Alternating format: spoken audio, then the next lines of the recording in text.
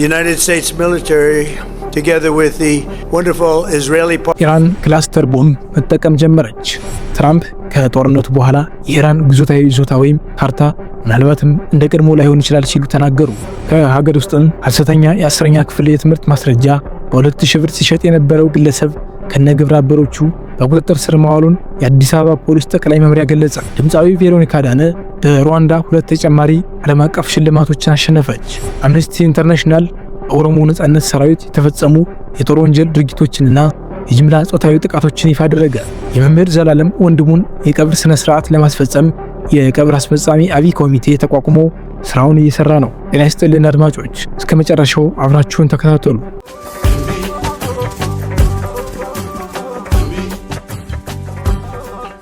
ኢራን ክላስተር ቦምብ መጠቀም ጀመረች።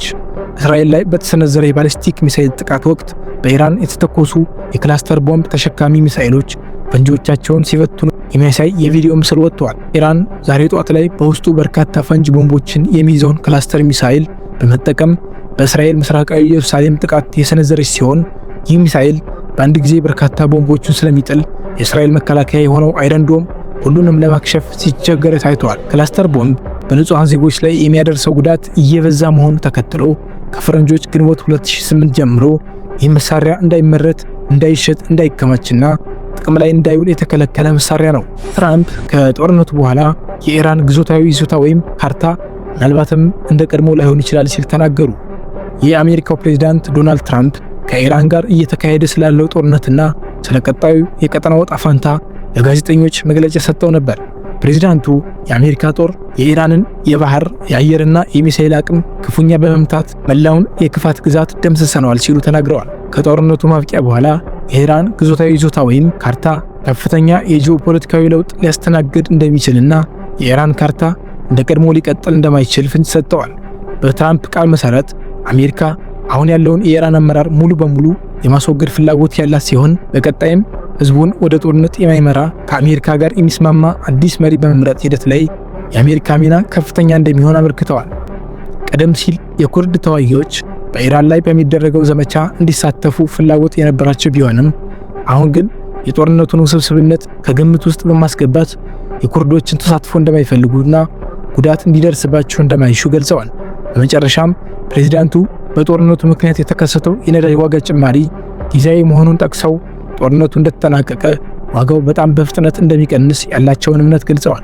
ወደ ሀገር ውስጥ ስንመለስ ሐሰተኛ የ10ኛ ክፍል የትምህርት ማስረጃ በ2000 ብር ሲሸጥ የነበረው ግለሰብ ከነግብረ አበሮቹ በቁጥጥር ስር መዋሉን የአዲስ አበባ ፖሊስ ጠቅላይ መምሪያ ገለጸ። በነፋስ ስልክ ላፍቶ ክፍለ ከተማ ወረዳ 11 ልዩ ቦታው ቀጠና 2 ስንዝሮ ትምህርት ቤት አካባቢ ነው። ተጠርጣሪው ሐሰተኛ 10ኛ ክፍል መልቀቂያ ሰርቲፊኬት በማዘጋጀት በደላላ አማካኝነት እንደሚሸጥ የሚያስረዳ መረጃን መነሻ በማድረግ የነፋስ ስልክ ላፍቶ ክፍለ ከተማ ፖሊስ መምሪያ ባደረገው ክትትል ደላላውን ከተዘጋጀው ሐሰተኛ ሰነድ ጋር በቁጥጥር ስር የመዋል ስራ ሰርቷል። ግለሰቡ በቁጥጥር ስር ከዋለ በኋላ ምርመራ የማስፋት ስራ የተሰራ ሲሆን ሰነዶቹን ሲያዘጋጅ የነበረውን ግለሰብ ከሁለት ግብረ አበሮቹ ጋር በመያዝና የፍርድ ቤት የመበርበሪያ ትዕዛዝ በማውጣት ቤቱ ሲበረበር ሐሰተኛ ሰነዶችን የሚያዘጋጅበት 3 ላፕቶፖች፣ ፕሪንተርና ስካነር፣ ላሚኔት ማድረጊያ ማሽን፣ የወረቀት መብሻና 15 የተለያዩ የተቋማት ቲተሮች ተገኝተዋል። ህብረተሰቡ ወንጀልን ለመከላከል እያደረገ ያለው ተሳትፎ ይበል የሚያሰኝ ነው ያለው የአዲስ አበባ ፖሊስ ጠቅላይ መምሪያ በተለይም ትውልድ ገዳይ የሆነውን ሐሰተኛ ሰነድ ዝግጅትና ስርጭት ወንጀሎችን በመከላከል የሚያዘጋጁ ግለሰቦችን በመጠቆም ለህግ አሳልፎ እንዲሰጥ ፖሊስ ጥሪ አቅርቧል። ድምፃዊ ቬሮኒካ አዳነ በሩዋንዳ 2ኛ ተጨማሪ ዓለም አቀፍ ሽልማቶችን አሸነፈች። ተወዳጇ ድምፃዊ ቬሮኒካ አዳነ በጎረቤት ሀገር ሩዋንዳ በተካሄደ የሽልማት መርሃ ግብር ላይ 2 ዘርፎች ላይ አሸናፊ በመሆን የሀገራችንን ስም በድጋሚ አስጠርታለች። ቬሮኒካ ሽልማቱን በአካል ተገኝታ ለመቀበል የጉዞ ትኬት ቆርጣ የነበረ ቢሆንም ያልታሰበ ምክንያት መገኘት እንዳልቻለች ገልጻለች። ይሁን እንጂ ሽልማቶቹ በ2 ቀናት ውስጥ እጇ እንደሚገቡና ለደጋፊዎቿ ልዩ የምስጋና ቪዲዮ ይዛ እንደምትመጣ ቃል ገብታለች። አምነስቲ ኢንተርናሽናል በኦሮሞ ነጻነት ሰራዊት የተፈጸመው የጦር ወንጀል ድርጊትና የጅምላ ጾታዊ ጥቃቶችን ይፋ አደረገ። የኦሮሞ ነጻነት ሰራዊት አባላት በሴቶች ላይ የወሲብ ባርነት እንዲሁም የጅምላ ወሲባዊ ጥቃት ወይም መድፈርን ጨምሮ በንጹሃን ላይ በጦር ወንጀልነት የሚፈረጁ ጥቃቶችን መፈጸማቸውን ዓለም አቀፉ የሰብአዊ መብት ተሟጋች ድርጅት አምነስቲ ኢንተርናሽናል ይፋ አደረገ።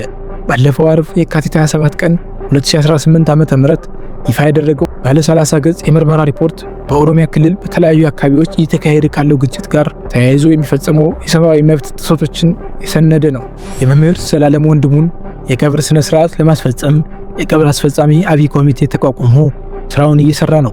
የኢትዮጵያ ኦርቶዶክስ ተዋሕዶ ቤተክርስቲያን መምህር ዘላለም ወንድሙ ወይም ወልደ ሰማዕት ለቤተክርስቲያን አገልግሎት ወደ አሜሪካ አቅንተው በነበሩት ነው በድንገት ከዚህ ዓለም በሞት የተለዩት። የመምህሩ ህልፈት ለመላው የቤተክርስቲያኗ ምዕመናንና አገልጋዮች ከፍተኛ ሐዘንና ድንጋጤን የፈጠረ ነው። አሁን ላይ የቀብር ስነ ስርዓቱን በክብርና በስነ ስርዓት ለማስፈጸም ከአዲስ አበባ ሀገረ ስብከት ጋር በመተባበር የቀብር አስፈጻሚ አብይ ኮሚቴ ተቋቁሞ ስራውን እየሰራ ይገኛል። ስለ ቀብሩ ሂደት የሚገለጹ ማንኛቸው መረጃዎች የሚወጡት በዚህ አብይ ኮሚቴ አማካኝነት ብቻ ይሆናል ተብሏል። ኮሚቴው የቀብር ስነ ስርዓቱ የሚፈጸምበት ጊዜና ቦታ በቀጣይ ይፋ ይደረጋል ብሏል።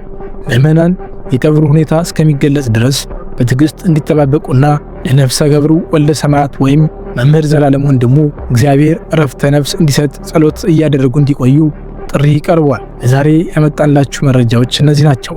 በቀጣይ እስክንገናኝ ቸር ሰንብቱ።